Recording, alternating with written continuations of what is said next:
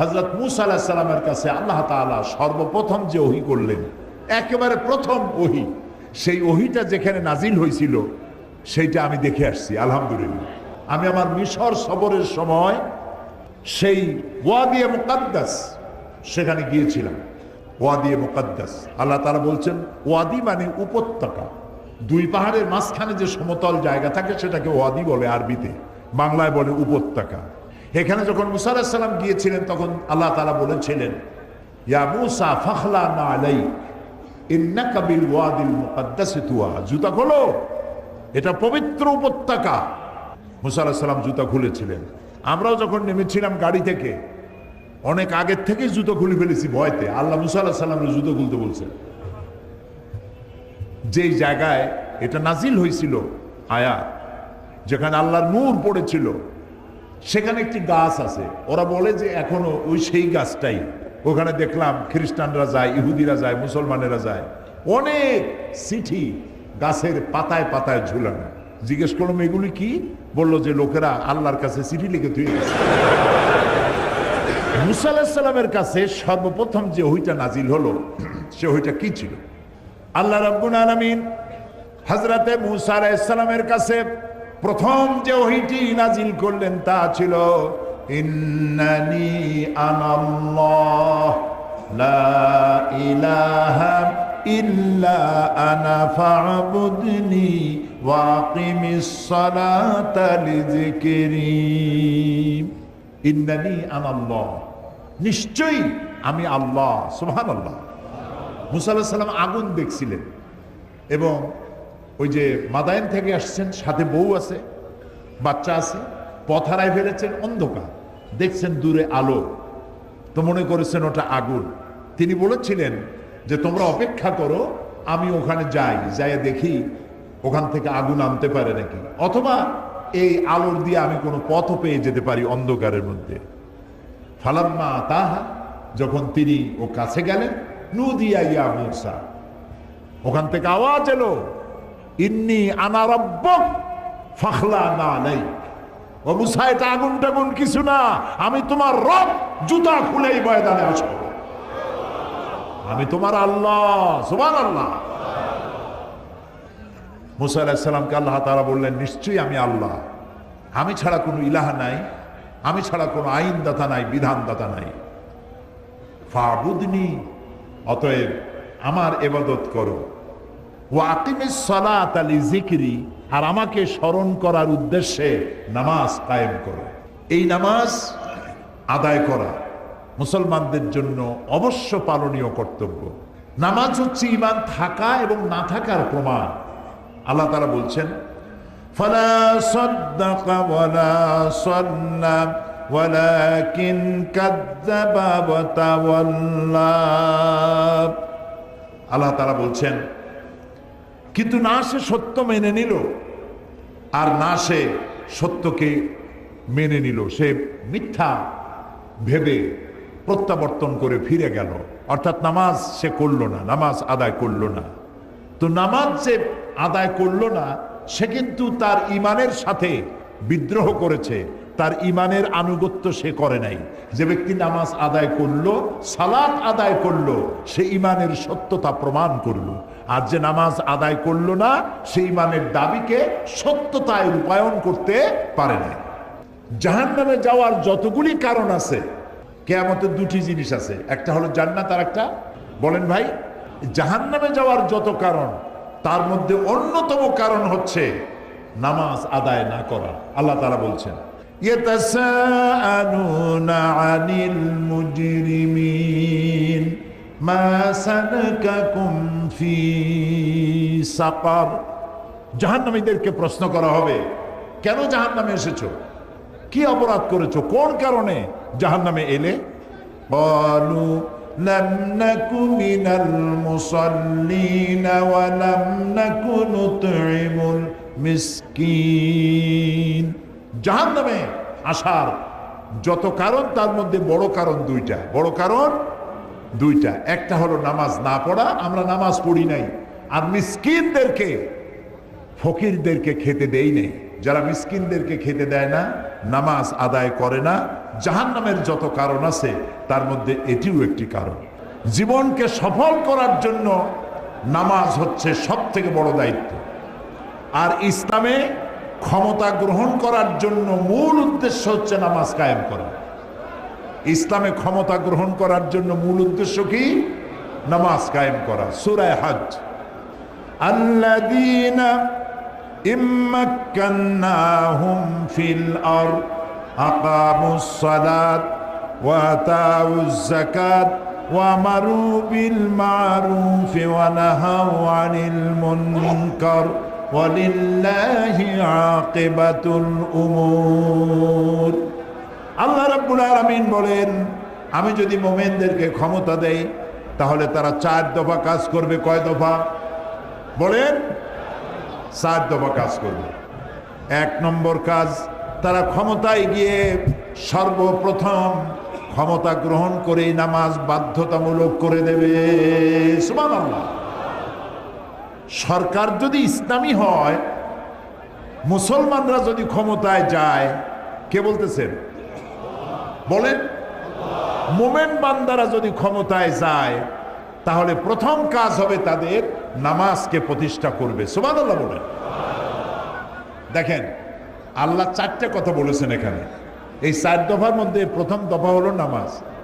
নামাজটা 1 নম্বরে কেন?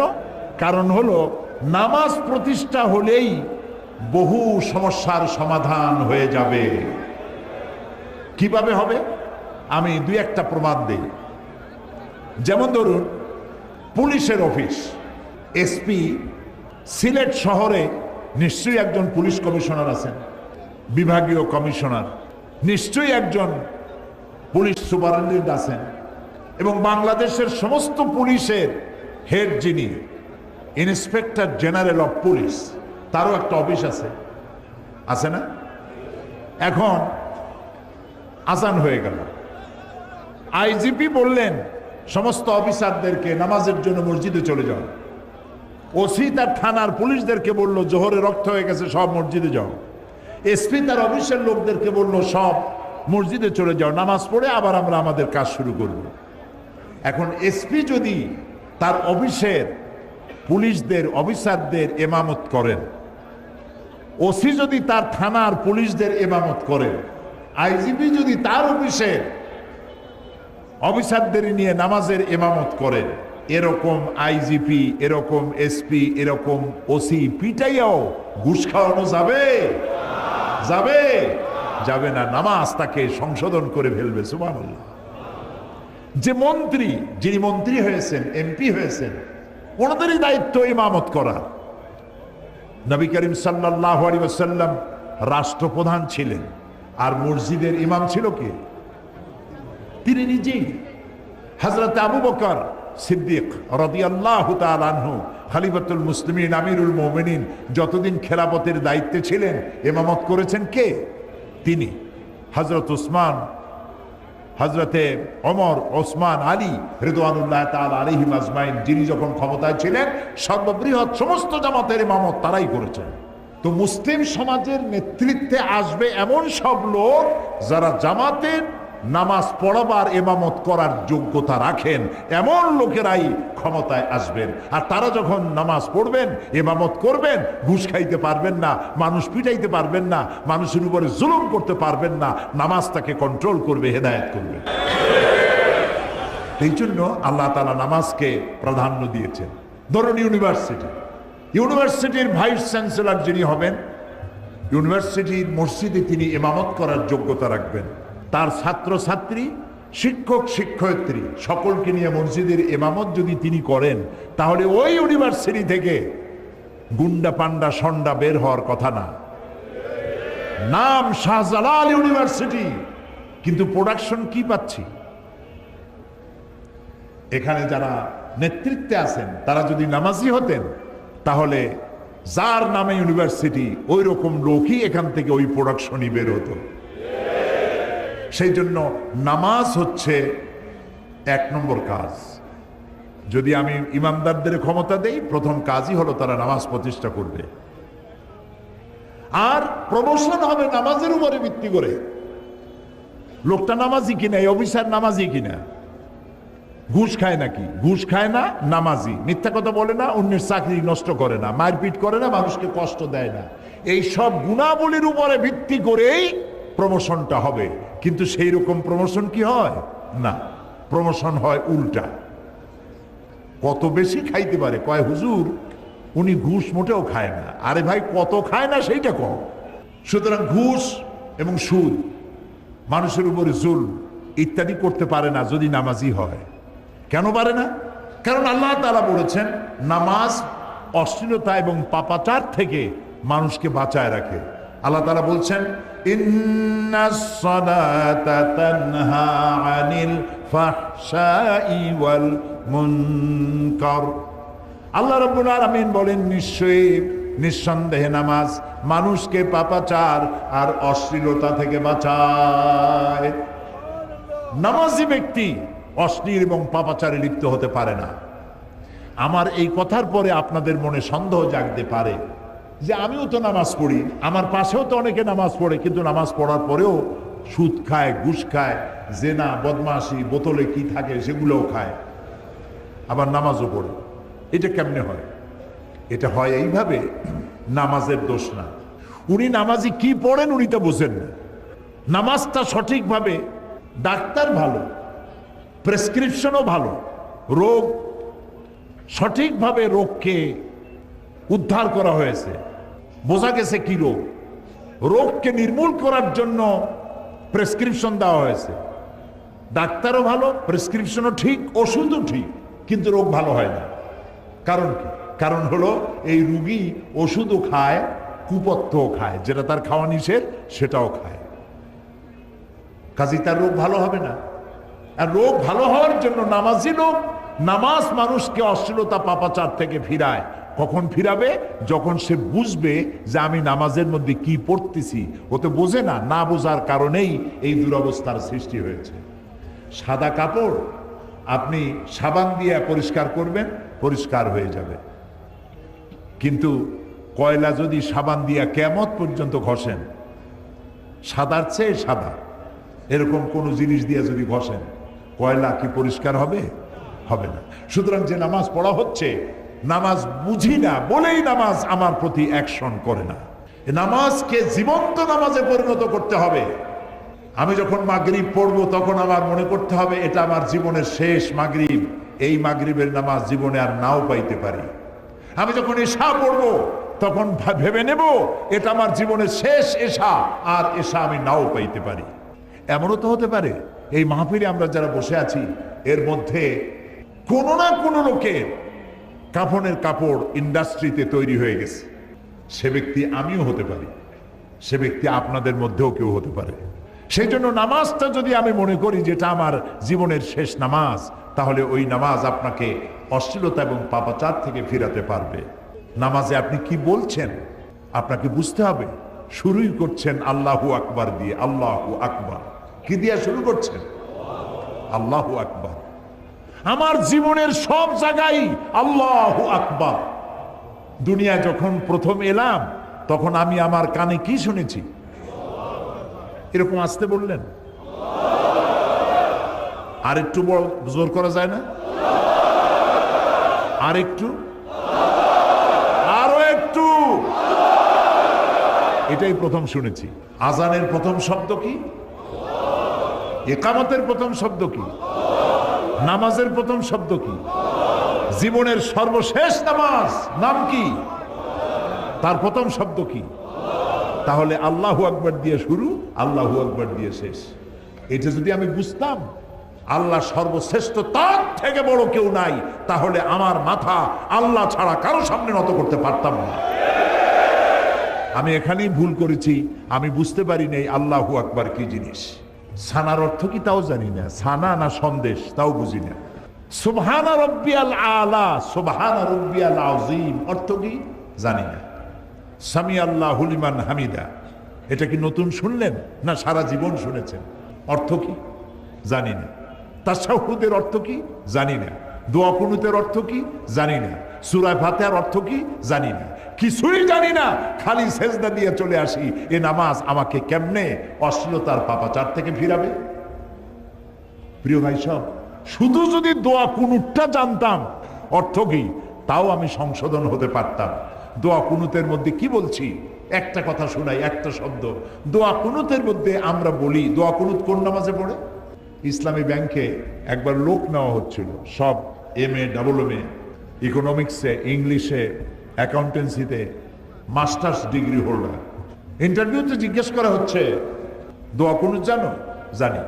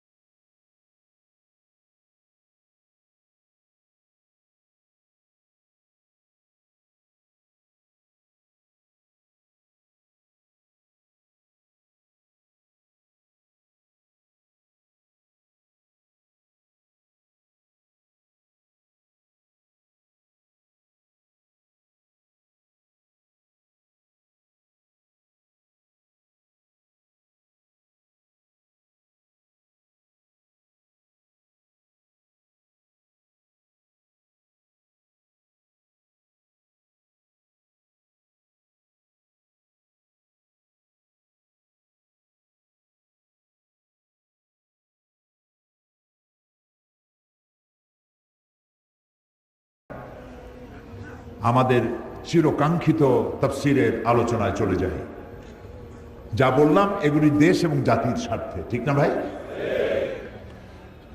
তো আলোচনার শুরুতে শয়তানের ওয়াসওয়াসা থেকে পানাহ চেয়ে নিতে হবে। আসুন আমরা পানাহ চাই। আগে পড়েন।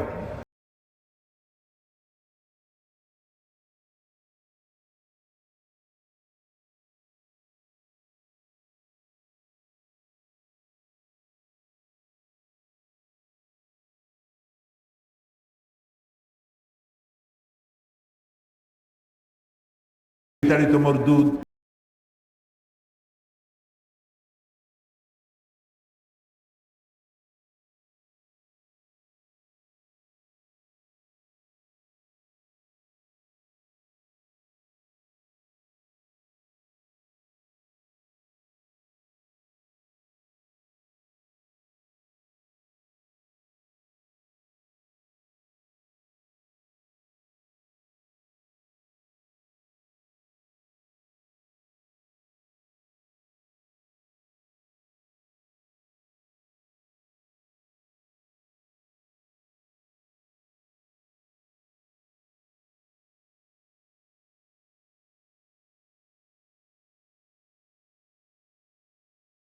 জন্য অবশ্যই তার চারিত্রিক বৈশিষ্ট্য হওয়া কয়টি? 8টি। আর আমি প্রথম দিন বলেছিলাম আল্লাহর জান্নাতের সংখ্যা কয়টি? সূরা তওবার 112 নম্বর আয়াতের এই 8টি বৈশিষ্ট্য যদি আমরা ধরে রাখতে পারি সারা জীবন, তাহলে কিয়ামতের দিন আল্লাহ তাআলা আমাদের জন্য 8টি জান্নাতের দরজাই ওপেন করে রাখবেন, খুলে রাখবেন বান্দাদেরকে স্বাগত জানাবার জন্য। আল্লাহ যেন সেই সৌভাগ্যবান ব্যক্তিদের মধ্যে আমাদেরকেও শামিল করে নেন। আপনাদের কি মনে আছে এই 8টি বৈশিষ্ট্যের কটি বলেছি? আলহামদুলিল্লাহ, আলহামদুলিল্লাহ। আল্লাহ তাআলা আমাদেরকে আরো বেশি বেশি দ্বীনি কথা স্মরণে রাখার, স্মৃতি পটে একে রাখার তৌফিক আল্লাহ আমাদেরকে দান করুন। আজকে 5ম নম্বরে বলছি, আল্লাহ তাআলা বলছেন আর রাকিউন আস-সাজিদুন, রুকুকারী সেজদাকারী। রুকুকারী সেজদাকারী মুমিনের 5ম বৈশিষ্ট্য, অর্থাৎ সালাত আদায়কারী, সালাত আদায়কারী। ফার্সিতে এটাকে বলা হয় নামাজ।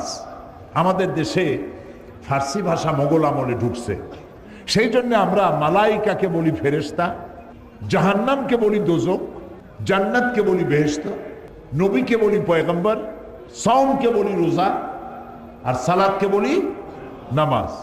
আল্লাহর নামও পাল্টায় ফেলেছি, আল্লাহরে বানাইছে খোদা, যার জন্য বলে খোদা হাফেজ, খোদা হাফেজ।